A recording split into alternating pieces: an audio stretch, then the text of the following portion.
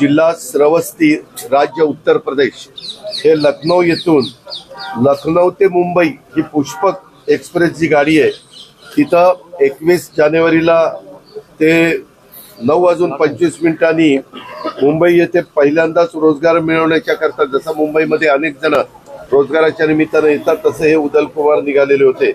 त्यांच्यासोबत त्यांच्या पत्नीचे भाऊ विजय कुमार हा देखील होता। ते दोघेही सर्वसाधारण तिकिटाने सर्वसाधारण बोगीच्या वरच्या आसनावर बसलेले होते आणि त्यावेळेस रेल्वेच्या रसोई यान बोगीचे चहा विक्रेते यांनी आग लागली आग लागली आग लागली अशा पद्धतीनं तो ओरड केली आणि त्या आरोळ्यात त्यांना ऐकू आले, त्या उदलला पण आणि त्याच्या तो विजय कुमारला पण। आणि ते ऐकू आल्यानंतर त्यावेळेस पूर्ण बोगीत गोंधळ उडाला आणि त्यांच्या बोगीसह आजूबाजूचे बोगीमध्ये सुद्धा गोंधळ उडाला, कारण त्या बोगी एकमेकाला लागूनच असतात। त्यावेळेस काही प्रवाशांनी घाबरून स्वतःचा जीव वाचवण्याच्या करता गाडीतनं दोन्ही बाजूला उड्या मारल्या आणि तो प्रयत्न ते करत होते, परंतु गाडीचा स्पीड होता आणि ट्रेन खूप वेगाने असल्यामुळे इतर प्रवासी गाडीतून खाली उतरू शकत नव्हते। त्यावेळेस कोणीतरी प्रवाशांनी स्वतःच डोकं चालवलं आणि साखळी ओढली।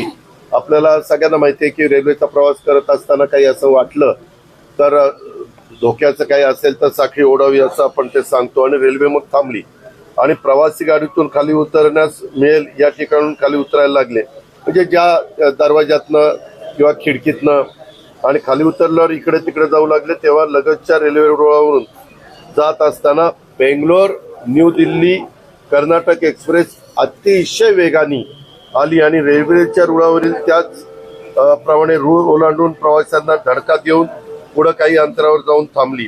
त्यावेळेस बऱ्याच प्रवाशांचे अक्षरशः शरीराच्या म्हणजे सांगणं पण मला म्हणजे योग्य वाटत नाही, इतक्या त्यांच्या शरीराच्या दुर्दशा त्या ठिकाणी झाली आणि बरेचसे प्रवासी त्याच्यामध्ये मृत्युमुखी पडले, काही प्रवासी जखमी झाले आणि हे झाल्या उदल कुमार आणि तो विजय कुमार हे देखील त्यांनाही धडक बसली, ते जखमी झालेले आहेत। उदल कुमार आणि विजय कुमार यांचा शोध घेत असताना 6 ते 7 प्रवासी मयत झाल्याने त्यांनी स्वतःच बघितले, त्याप्रमाणे झालेली घटना ही आहे। आतापर्यंत 13 लोक मयत झालेले आहेत, 10 लोकांची ओळख पटलेली आहे, 10 जणांची पूर्ण बॉडी मिळालेली आहे। 3 मध्ये थोडं शरीराच्या म्हणजे शरीर त्यांचं एक नाहीये, त्याचे गाडी अंगावरून गेल्यामुळं त्याचे तुकडे त्या ठिकाणी झालेले आहेत। त्याच्यात 1 पुरुष आणि 2 महिला आहेत आणि जखमी 10 आहेत, त्याच्यात 8 पुरुष आणि 2 महिला आहेत। अशा पद्धतीनं ही दुर्दैवी घटना घडलेली आहे आणि ते निव्वळ अफवांच्यामुळे घडलेली आहे। या दोघांनी त्याच्यामध्ये या सगळ्या गोष्टी केल्यामुळे घडलेली आहे। आता जखमींना पूर्णपणे शासकीय खर्चाने आम्ही उपचार करण्याच्या सूचना दिलेल्या आहेत। मुख्यमंत्र्यांनी पण दावा सोडून दिल्यात, आम्ही पण दिल्यात आणि स्वतः गिरीशजी आणि स्वतः कलेक्टर वगैरे सगळेजण, गुलाबराव पाटील आमचे पालकमंत्री सगळेजण तिथं आहेत। नंतर काही तासांनी मात्र त्या दोन्ही रेल्वे ज्या भागात जायला पाहिजे होत्या त्या भागामध्ये गेल्या आणि तशा पद्धतीनं पुन्हा हे पूर्ववत पदावर ट्रॅफिक त्या ठिकाणी आलेले आहे। गुलन बॅटरी सिंड्रोमच्या संदर्भात आपण काही आढावा घेतलेला आहे का?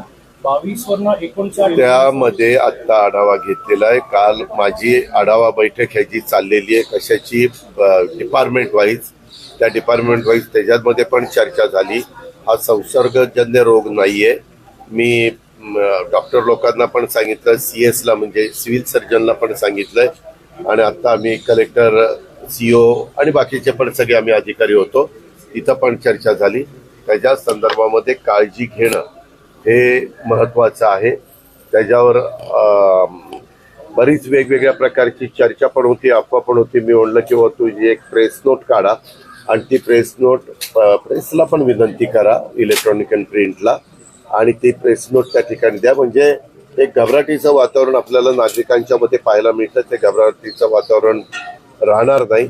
एक गोष्ट खरी आहे, संख्या 33-34 होती ती आता जवळपास 59 पर्यंत त्या ठिकाणी पोहोचलेली आहे आणि बहुतेक जण पुण्यातच वेगवेगळ्या हॉस्पिटलमध्ये ते ऍडमिट आहेत, त्यांच्यावर उपचार चालू आहेत. दादा, तुमच्याच महायुतीतील एक मंत्री आहेत नितेश राणे, अभिनेता सैफ अली खानवर जो हल्ला झालाय त्याबाबत त्यांनी संशय व्यक्त केलाय की नक्की हल्ला झालाय की ऍक्टिंग करताय.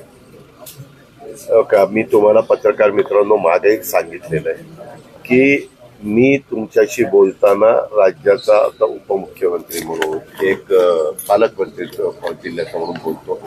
तुम्ही असं वेगवेगळ्या व्यक्तींनी कुठं स्टेटमेंट केलेलं असेल तर खरं कालच ते माझ्या जवळ बंदरे आणि दोन डिपार्टमेंट त्यांच्याकडे त्याचा आढावाच्या करता आलेले होते.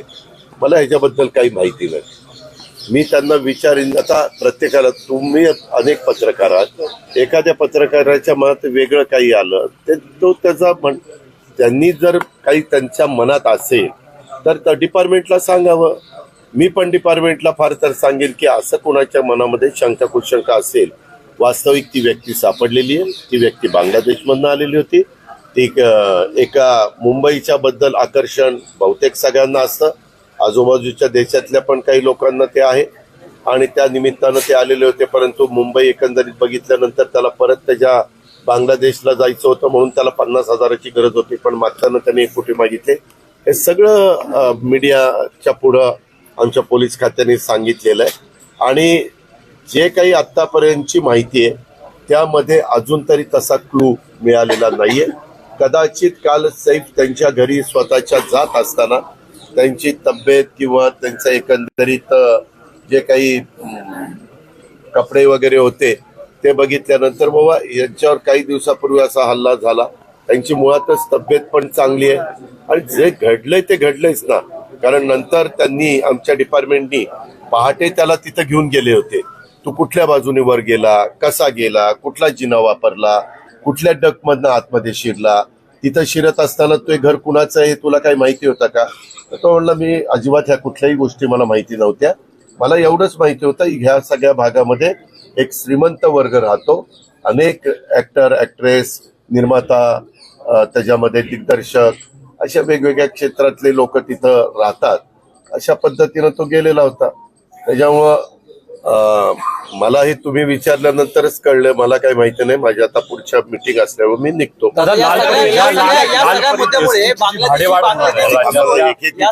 अरे थांब ना बाबा, आता हे लालपरी काढतोय तो बांगलादेश काढतोय. एक विचार, लालपरीची भाडेवाढ होणार आहे त्याच्याबद्दल जो विचार झाला आता अजून आमच्या पुढे तसा प्रकारचा प्रस्ताव आलेला नाही. परंतु एक गोष्ट खरी आहे, लालपरी म्हणू नको, आपलं एसटी म्हण, कशाला लालपरी तांबेपरी म्हणतो.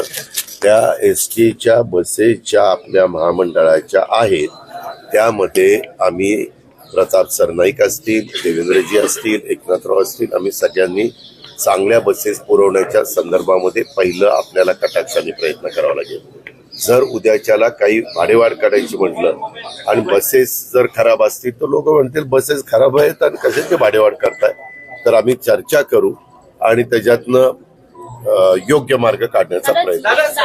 जो आहे सिंड्रोम जो आहे तो दूषित पाण्यामुळे पसरतो पीएमसीला समजले आहे आणि नांदेड किंवा किरकिटवाडी या सगळ्या परिसरात एका विहिरीतलं पाणी जातं आणि ती विहीर दूषित असल्याचं सांगितलंय. त्यामध्ये ताई आपण सांगितलंय तसं ज्या ज्या गोष्टी वेगवेगळ्या, एखादा नवीन गोष्ट आली, करोनाच्या काळात पण करोना आल्यानंतर प्रत्येक जण आपापल्या परीनं सांगायला लागला रेमडेसिवीर घ्या, अमकं करा, तमकं करा, बऱ्याच गोष्टी सांगितल्या. नंतर सिद्ध झालं की या सगळ्या चुकीच्या होत्या, वेगळं काही करायला पाहिजे होतं. वॅक्सिन निघाल्यानंतर नाही का ह्या गोष्टी आल्या. तसं ह्याही संदर्भामध्ये हा एक नवीन आजार आलेला आहे. त्याबद्दल प्रत्येक जण आपापल्या परीने सांगते. पण काल आढावा घेत असताना संबंधित खात्याचे मंत्री प्रकाश आंबेडकर साहेब पण माझ्यावर होते, सचिव महोदय पण होते. त्या सगळ्यांनी सांगितलं की या संदर्भामध्ये घाबरून जाण्याचं कारण नाही आणि त्याची खबरदारी आपण घेतोय, लोकांना जागृत करण्याचा प्रयत्न करतोय. लोकांनी कुठलंही पाणी पिताना काही इकडनंच आल्यानंतर असं प्यायला पाहिजे असं नाही. उकळून पाणी प्यायलं तर बरेच आजार होण्याचा गोष्टी थांबतात. दादा, विशाळगडावर तुम्ही मागे गेला होता, आता हिंदुत्ववादी संघटना अशी मागणी करतायत की विशाळगडावरचं जे मी सांगितलं ना, त्याच्यामध्ये ते दोघंही ऐका ना, उदल कुमार आणि विजय कुमार हे दोघं जखमी आहेत. त्यांनी केलेलं त्या ह्याच्यामध्ये तो एक चहावाला होता, त्यांनी ते हे केलं, गोंधळ उडवला आणि ह्यांनी ते सगळीकडे पसरवलं. हे सगळं झालेलं आहे. त्या गोष्टी पुढे होतील. पहिल्यांदा जे जखमी आहेत त्यांना जखमी मधनं कसं बरं करता येईल हा प्रयत्न, आणि दुर्दैवाने ज्या काही दुःखद घटना घडल्या त्यांना त्यांच्या नातेवाईकांच्या ताब्यामध्ये देऊन बाकीचा जो अंत्यविधी करावा लागतो त्या गोष्टी करण्याचं काम पहिलं प्राधान्याने त्या ठिकाणी चाललंय.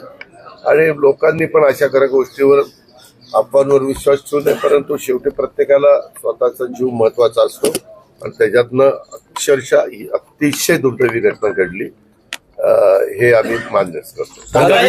विशाळगड